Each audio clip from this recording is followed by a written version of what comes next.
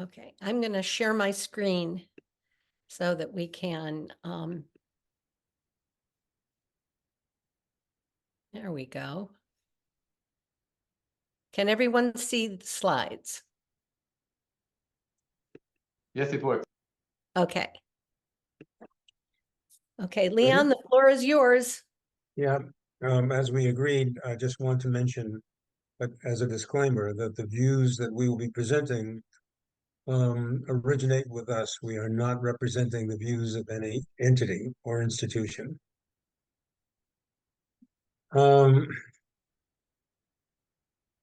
It's too bad we were having such a calm and pleasant talk, and now I'm about to dive into things which are not so calm and not so pleasant. Democracy is in peril in the United States because a substantial number of our voters have either decided that it is not serving them or because they've been led to unwittingly support ideas that destroy it. That peril is now in the acute stage in our judgment, and events in the present are likely to be very dispositive of what happens next. So assume, however, that we emerge in one piece from the current risk. It would be a mistake to confuse a remission with a cure and to go on with business as usual. There are deep systemic problems involved. These need to be addressed now rather than postponed for some better time later, or they are likely to become unmanageable. It is the difference between the complex and the chaotic. And Sheila and I believe that we are drifting rapidly from the former towards the latter. This is because there is a new class of system challenges here. They are already being felt, but I was about to say the best is yet to come, but that would be a terrible way of putting it. There is more coming, from advanced artificial intelligence to global climate change. We think that we are in danger of being overtaken by what might be thought of as next-gen challenges operating at the civilizational level. So we list these as advanced forms of artificial intelligence, advanced levels of genetic manipulation, advanced levels of human-induced disorganization in the biosphere, and advanced levels of risk of war, including the possible use of nuclear weapons. So these challenges, in our view, are maturing rapidly, and we believe that they are interactive with a positive prospective effect of accelerating rates of societal change across the board. So the peril is now in the acute stage, and events in the present are dispositive. That's interesting. Just one more. I see what happened. I was flipping through my own pages on the table here.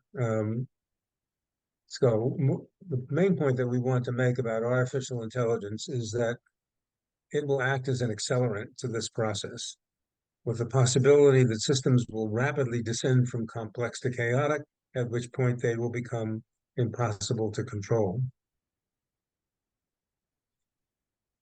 Our definition of chaos is that it is what happens when a system is pushed beyond its inherent capacity for self-regulating behavior. Once chaos has established itself, restoring control is highly problematic, requiring great expenditures of energy, however you want to measure it. Money, political influence, whatever. Go ahead.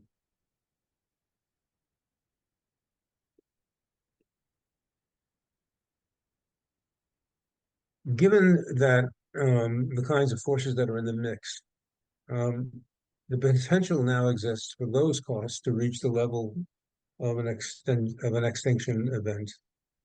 For example, catastrophic levels of climate change, leading to a war triggered by climate change, leading to a nuclear war among the combatants, leading to a nuclear winter resulting from the nuclear war. It is perhaps difficult to imagine, but we have seen change like this before in history, notably in the descent from order to chaos that occurred with the collapse of Europe in World War I. but we think it is possible to improve the odds for what might be termed the soft landing. And the way to do this is to develop systems of governance that are anticipatory. We think that's possible because there are precursors of chaos, which, if identified and acted upon, might give us the chance to restabilize by means that are compatible with democracy. For example, in an aircraft, if it is approaching the condition of a stall, a warning signal will alert the pilots in time for an emergency action to restore normal flight conditions. Sheila? There are in the stock market certain pre-chaotic conditions that can trigger so-called circuit breakers to stop trading in time for a reset. Volcanoes are monitored by instrument arrays that provide early warning of a possible eruption that can lead to an evacuation in time to save lives. It's only when chaos is underway that it becomes virtually impossible to stop until it has run its course. In governance, we think that managing a pre-chaotic system is therefore possible if you concentrate on observing, noting, and acting upon the early signals. But in order to do this, there need to be improvements that can be made in our systems of governance using existing laws, precedents, and systems. And these improvements involve ways to develop foresight as a tool of government and to improve the ability of government to convert that knowledge into better policy. Strategic foresight is a term of art for the former, meaning improvement of information to make it more actionable, and anticipatory governance is a term of art for the latter, meaning to have an overall system which takes information and acts upon it. So we define strategic foresight as a discipline for studying alternative futures. We specifically do not believe that it is a means to predict the future in some linear fashion. It is a way to identify possible futures. But then these possible futures can then be made part of the ongoing policy process. And policy outcomes can then be gauged by a learning system or a feedback system, which would help decision makers assess the success or failure of what they've undertaken. So we understand that there's growing interest in the practical application of these ideas on the part of a major international organizations such as the EU. And we have heard that the OECD has a similar project that is called Anticipatory Innovation. And one of the things we hope is that we'll hear from you folks about how that is doing. Now, the common denominator in all these efforts is a recognition that there is a shift from problems that are complicated to those that are complex. And the implications of complexity for policymaking are that such problems can at best be influenced but not definitively resolved. So years ago, our work in strategic foresight led us to identify certain forces and trends as examples of complex problems that are capable of profoundly disturbing the existing order. And our list included climate change, artificial intelligence, artificial biology, very effective methods for molding mass behavior, major forms of demographic shift. And to this list, we would add growing concern about the advent of nuclear weapons that are very advanced, including hypersonic nuclear delivery systems, and if they're true, reports that Russia is preparing to put weapons into orbit. To deal with problems like this is not only a matter for government and experts, we need a citizenship that is able to participate in issues of this magnitude. And to do this will require changes to our approach for education for citizenship.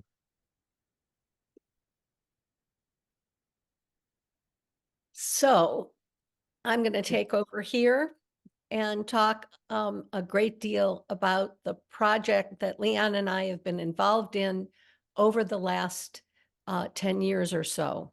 And it's really education for democracy, since we have to completely re-educate our population in the United States for what it means to be a citizen of a democracy.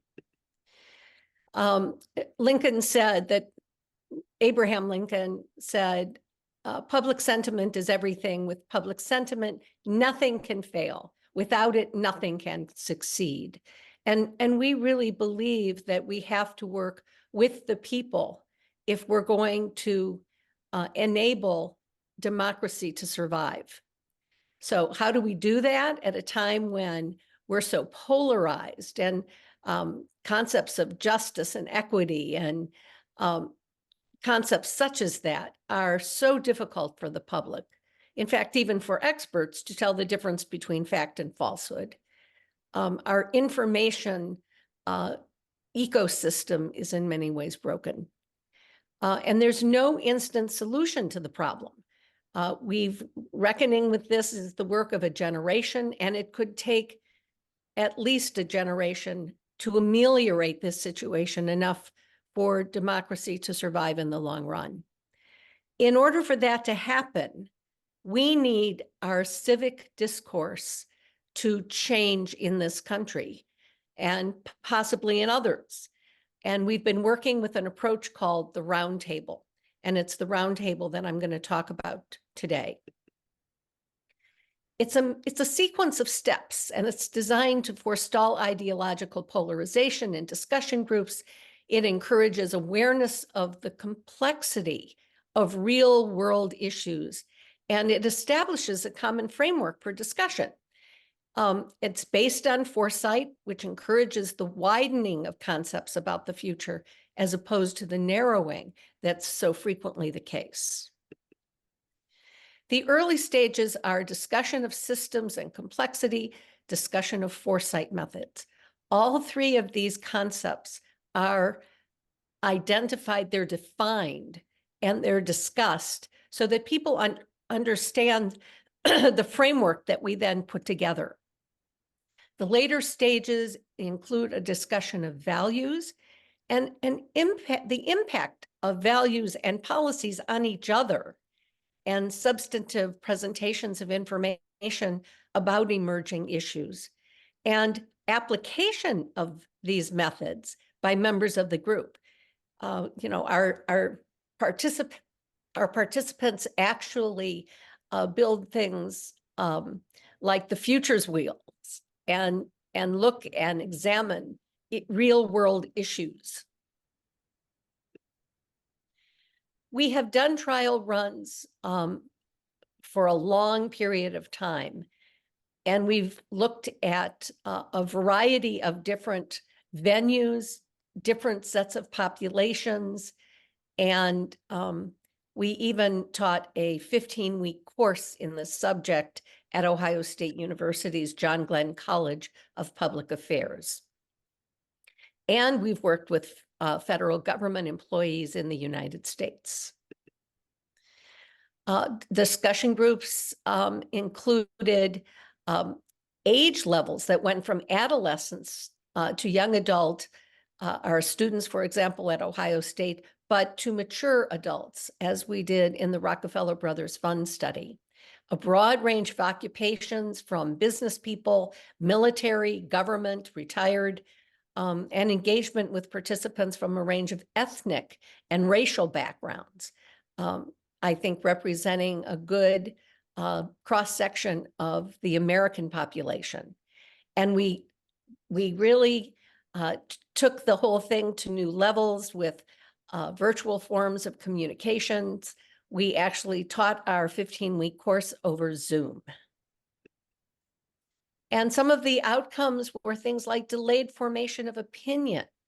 People who came in with very clear and diametrically opposed opinions frequently moved their perspective or their point of view.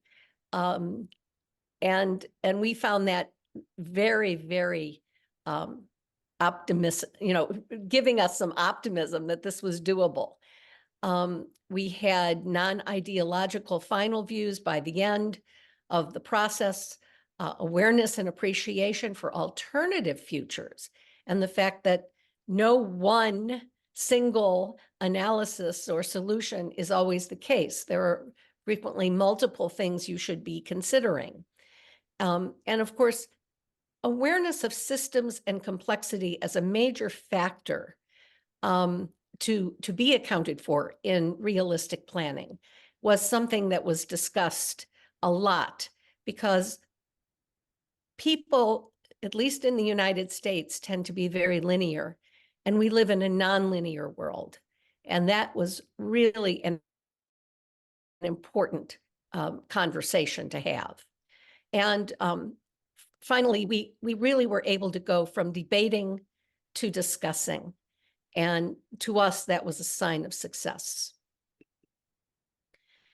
So Leon and I decided to put everything that we have done on this topic on a website. And since you're going to all have access to our new website, and you will get a copy of this PowerPoint slideshow with all the information on it. I just want to make sure that you know that the website, Anticipatory Governance, it's really AG4democracy.org, is finally up and running. And of course, it's in an iterative stage, but I think I'm going to walk you through some screenshots so that you can see approximately what's on it. We're really excited. We started to put this together, and it has several different sections, which I'm going to walk you through. This is our home page. The About section has our bios. Then you have Fuerth and Ronis collected works. And these are the pieces that we have published together over the last decade or so. Then let me go to the next. This is the lower part of the homepage. It has our Rockefeller Brothers Fund executive summary. The full report is on here. The executive summary is about 100 pages. The full text is several hundred pages. You can download it, but you're not going to want to print these out. And then, of course, we have anticipatory governance, practical upgrades, the work that Leon did, which I had the great privilege of participating in, and really, I think, helped establish anticipatory governance and its relationship to foresight, and is really the backbone of the theory that undergirds the roundtable process. And finally, Timelines into the Future, which was the book I published almost 20 years ago now, but that had the process in it that was used by the Project on National Security Reform to study how the United States should consider reorganizing its national security system.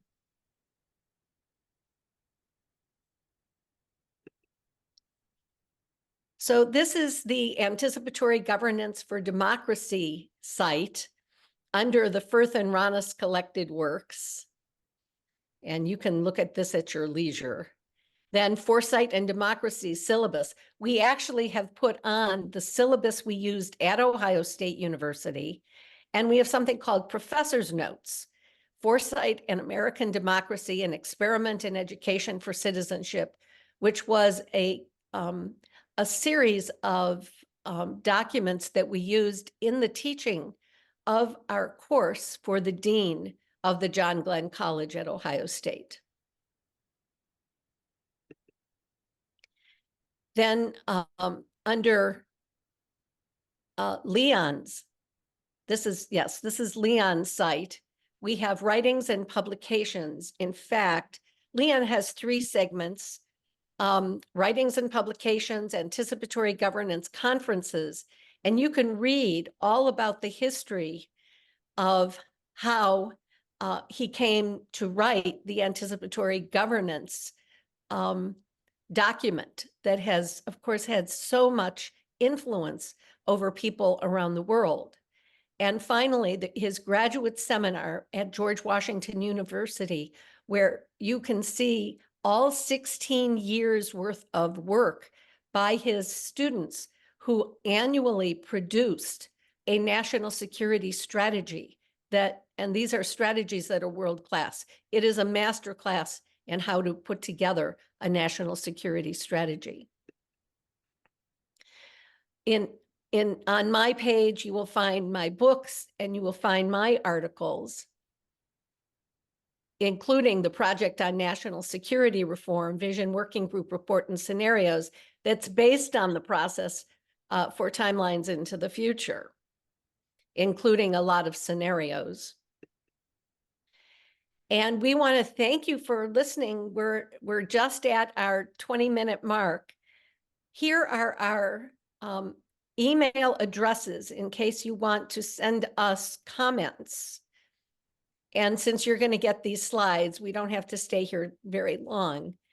But we want to leave you with some questions too, because these are questions that are rising every day,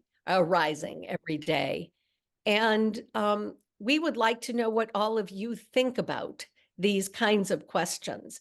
And even though we have only 30 minutes for Q&A this morning, or afternoon or evening, depending upon where you are in the world, I think that you should feel very free to send us, and we would really appreciate it if you sent us your ideas on these topics.